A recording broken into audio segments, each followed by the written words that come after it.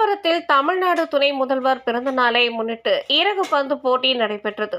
தாம்பரம் மாநகரம் பெருங்களத்தூர் வடக்கு இளைஞர் அணி சார்பில் இளைஞர் அணி துணை அமைப்பாளர் வே கார்த்திக் ராஜ் ஏற்பாட்டில் நடைபெற்ற இறகு பந்து போட்டி துவக்க விழாவில் தலைமை செயற்குழு உறுப்பினர் ஆதிமாறன் தலைமை வகித்தார். பகுதி அவைத்தலைவரும் மாமன்ற உறுப்பினருமான TR கோபி அவர்களின் முன்னிலையில் நடைபெற்ற இறகு பந்து போட்டியை தாம்பரம் மாநகராட்சி 4வது மண்டல குழு தலைவர் டி காமராஜ் துவக்கி வைத்து இறகு பந்து விளையாடினார்.